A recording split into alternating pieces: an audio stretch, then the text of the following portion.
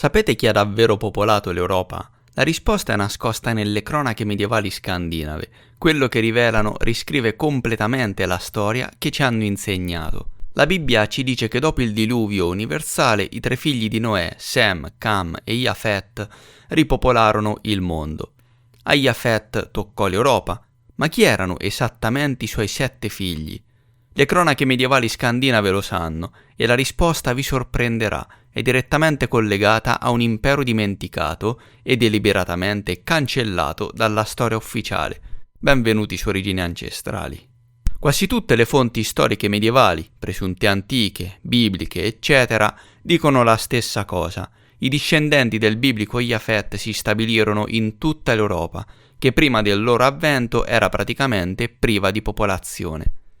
E allora dov'è la novità? Vi starete chiedendo. Il fatto straordinario è questo: le cronache medievali scandinave hanno conservato dei dettagli che in altre fonti sono andati persi, dettagli che permettono di identificare con precisione chi erano davvero i 7 figli di Jafet. Ecco come vengono descritti nelle cronache scandinave.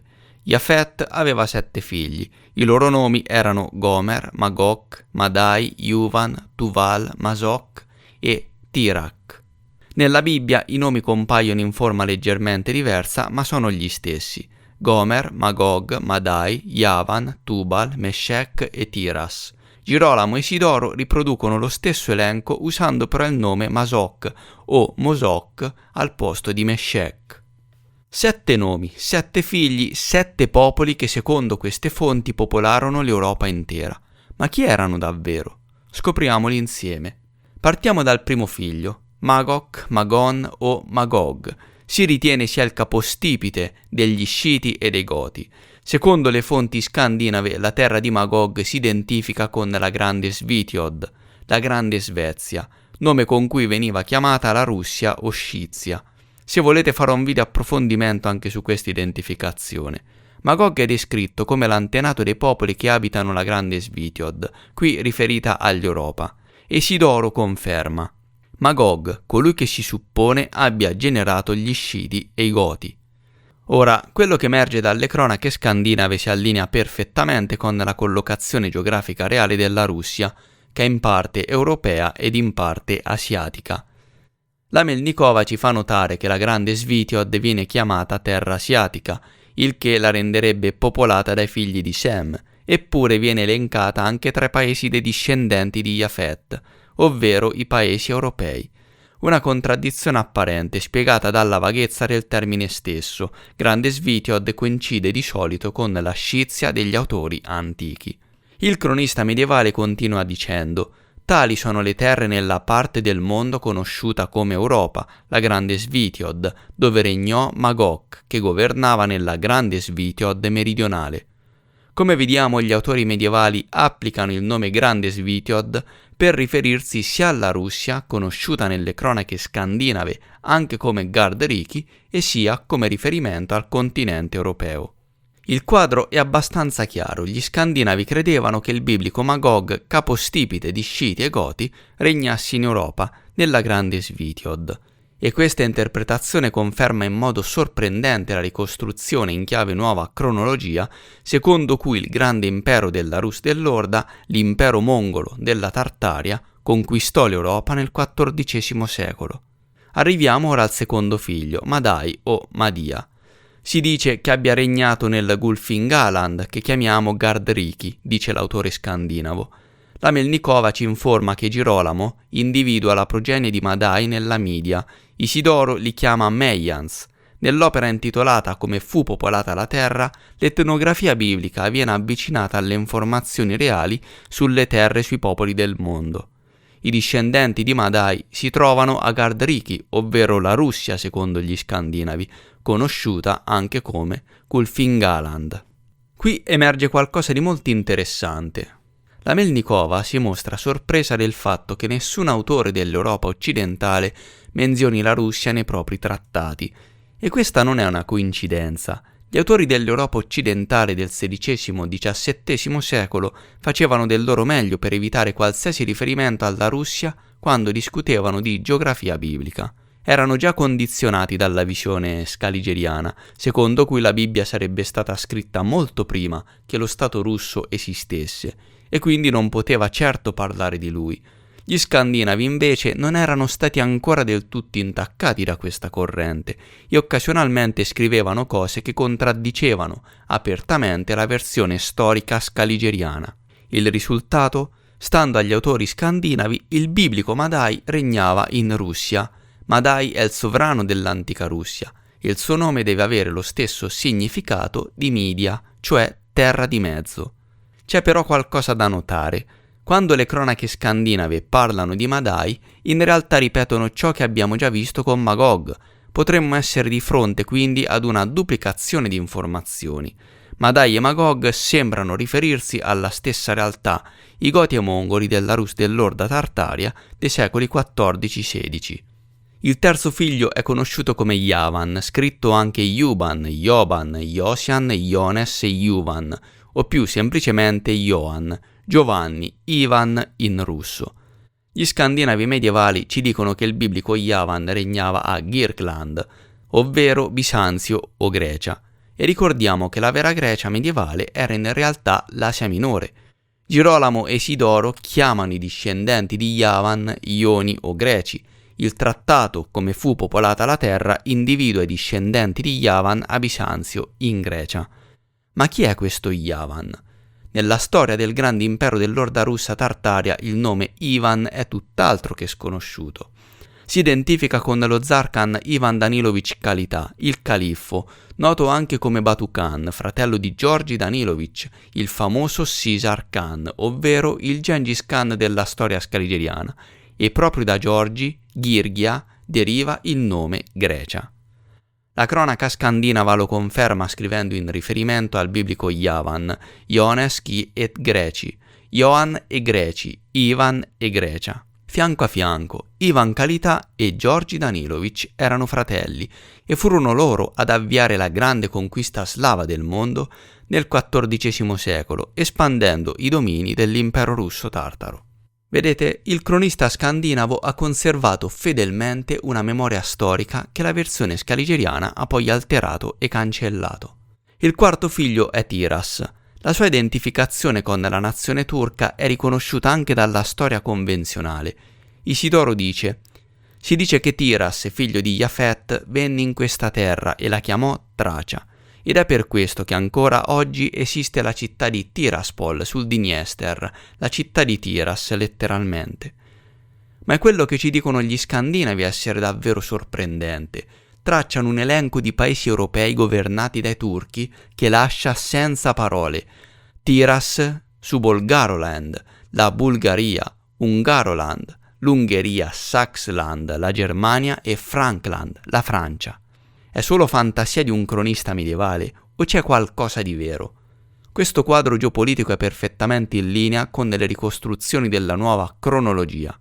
E ricordiamolo, queste fonti scandinave sono citate dalla stessa Melnikova, una storica scaligeriana, non certo una sostenitrice della nuova cronologia. Viene confermato che l'influenza politica e militare del grande impero russo, mongolo e tartaro-turco si estese nel XIV-XVI secolo su molti paesi euroasiatici, Ungheria, Germania, Francia, Bulgaria. Ne abbiamo parlato in dettaglio nel video sull'identificazione delle vere 12 tribù di Israele, che vi invito a recuperare se non lo avete ancora visto. E qui arriva un'altra osservazione interessante. L'autore Isidoro non dice nulla, non contesta e non ribatta all'informazione secondo cui Tiras, i mongoli, i grandi, avrebbe conquistato Italia, Germania, Francia, Austria, Spagna. Silenzio totale. Il ricordo di questi eventi è stato cancellato, quantomeno distorto, dalla scuola filo-occidentale scaligeriana e dai sovrani occidentali del XVII-XVIII secolo, che salirono al potere dopo aver sconfitto la leggendaria dinastia della Tartaria. La stessa Melnikova lo ammette indirettamente.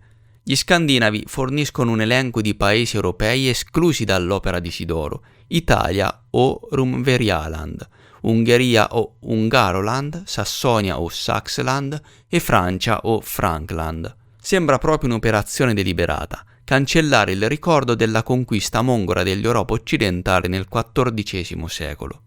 E qui voglio fermarmi un momento su un dettaglio che trovo straordinario. Pensate all'architettura gotica, le cattedrali, le chiese, le grandi costruzioni che punteggiano Francia, Germania, Italia e Spagna. La storia convenzionale dice che fu l'eredità degli antichi Goti, misteriosi barbari venuti da Oriente, rozzi e ignoranti secondo gli storici moderni. Eppure questi stessi barbari avrebbero lasciato alcune delle costruzioni più raffinate e complesse della storia europea. Non vi sembra strano? In chiave nuova cronologia la risposta è semplice. I Goti non erano barbari, erano i cosacchi dell'Orda russa, l'apparato militare del grande impero, e l'architettura gotica era lo stile imperiale portato dall'est. Con la riscrittura della storia le tracce di questo stile vennero cancellate nei territori orientali, come accennato nel video sul grande incendio di Londra del 1666, lasciando solo le strutture in Europa occidentale, per far sembrare che questo stile fosse sempre solo appartenuto all'Occidente. Prima di passare al quinto figlio, notiamo ancora una volta che la storia si ripete. Le cronache scandinave, parlando di Tiras, ripetono in sostanza ciò che avevano già detto per Magog e Madai.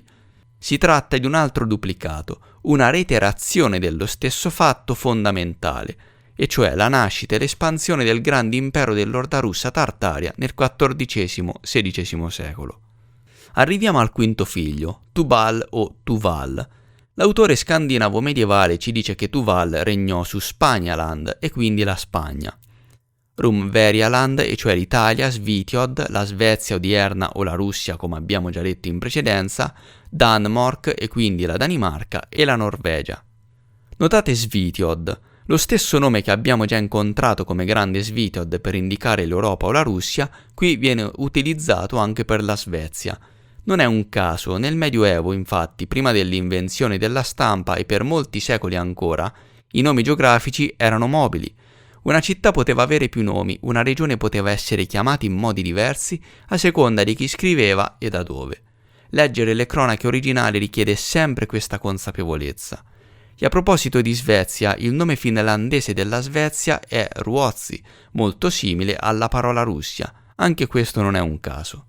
Lo stesso autore del trattato, analizzato dalla Melnikova, attribuisce ai discendenti di Tubal l'Ungheria, la Germania, la Francia e la Spagna. Inizialmente erano classificati solo gli iberici, e cioè gli spagnoli. Poi Isidoro aggiunge gli italiani e nella seconda edizione compaiono anche Svezia, Danimarca e Norvegia. Il nome Tubal, in una delle versioni della cronaca, è quasi identico al nome Tobol, e Tobol o Tobol ci porta direttamente nella parte siberiana del grande impero dell'Orda russa tartaria, la parte baltica, conosciuta anche come Orda bianca. Il nome Tobol è ancora vivo nella moderna Siberia, ma le sue tracce la troviamo anche in Europa. La Serbia nei Balcani, i sorbi in Germania. Più tardi, nel XVII-XVIII secolo, il nome mongolo Siberia si contrasse e abbandonò definitivamente l'Europa, cristallizzandosi nella sua forma moderna ad est degli Urali. Solo Serbia è rimasto, e non a caso è un paese ortodosso, come lo era tutto il grande impero mongolo nei secoli XIV-XVI. Perché allora Isidoro non contestò la conquista europea da parte del biblico Tobol? Semplice, probabilmente non sapeva cosa significasse quel nome. Tiras, i turchi lo conosceva, Magog, i mongoli lo conosceva, Rosh, la Russia lo conosceva e lo temeva, tanto che nella versione inglese della Bibbia quel nome venne eliminato perché troppo ovvio. Ma Tobol era innocuo, non destava sospetti, e così quelle informazioni sopravvissero intatte, per fortuna nostra, perché ci permettono di capire la vera storia dell'Europa medievale. Ed ora arriviamo al sesto figlio. Gli autori scandinavi ci dicono che Gomer regnò in Italia, Danimarca, Svezia e Norvegia. È chiamato l'antenato degli Etruschi, che in chiave nuova cronologia si identificano sempre con i russi, arrivati in Italia durante la grande conquista slava del XIV secolo. Il vero nome Gomer esiste ancora oggi in Turchia ed è trascritto come Omar. So che a questo punto potreste sentirvi un po' sopraffatti, è normale, quando ci si trova di fronte ad una ricostruzione che capovolge tutto quello che la storia convenzionale ci ha sempre raccontato, la prima reazione è lo smarrimento, ma guardate cosa sta succedendo video dopo video su questo canale, ogni tassello va al suo posto, il puzzle prende forma e la vera storia, quella distorta e nascosta, si fa sempre più nitida. Le prove non finiscono qui, andiamo avanti. Il settimo e ultimo figlio è Mosok o Meshech, il sovrano della Gallia e della Cappadocia. Stiamo parlando dello stato moscovita, conosciuto anche come Moscovia. Anche qui è la Melnikova stessa a fornirci le informazioni. Girolamo localizza i discendenti di Gomer in Galatia. La seconda edizione del trattato interpreta il nome della regione come Gallia. La prima edizione prosegue l'elenco tradizionale: Italia, Danimarca, Svezia, Norvegia, Ungheria, Sassonia, Francia, Germania e paesi scandinavi, uniti in un unico gruppo. Secondo Girolamo e Isidoro, i discendenti di Meshech popolarono la Cappadocia. La seconda edizione aggiunge anche la Gallia. Per la settima volta lo stesso scenario: Meshech, la Moscovia e Gomer, l'Etrusco, il Russo, popolavano le terre dell'Europa occidentale colonizzata, oltre alla loro antica patria della Russia, dell'Orda Tartaria. I 7 figli del biblico Jafet che popolarono l'Europa non sono 7 entità separate, sono 7 riflessi di un unico originale, il grande impero dell'Orda russa Tartaria, descritto in modo frammentato attraverso i diversi nomi con cui gli erano conosciute le sue parti. Magog, ovvero Gog e Magog, i grandi e Goti. Madai, sempre gli stessi mongoli, Ivan o Ivans, e cioè Ivan Kalità o Batu Khan, che guidò la conquista mongola del mondo.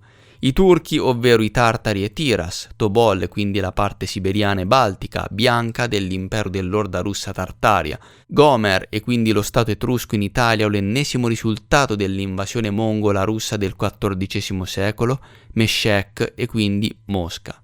Nella storia biblica si riflette la conquista dell'Europa occidentale da parte di Gog e Magog, i Goti e i Mongoli, i russi e turchi tartari, che si stabilirono ben oltre il loro habitat naturale, nei paesi dell'Europa occidentale come Germania, Italia, Francia, Ungheria, Spagna, Austria, Bulgaria, Svezia, Danimarca, Portogallo, Norvegia, eccetera. Non si sa bene il motivo perché nella Bibbia l'intero impero mongolo viene chiamato Jafet. La versione senza vocalizzazione del nome è PHT. Può darsi che PHT e TT senza vocalizzazioni stessero semplicemente per Tartaria, data anche la frequente flessione dei suoni F e T. Questo concorderebbe con il fatto che l'impero russo era conosciuto e indicato sulle mappe come Grande Tartaria fino al XVIII secolo. Poi l'impero crollò, perdendo il controllo sull'Europa occidentale.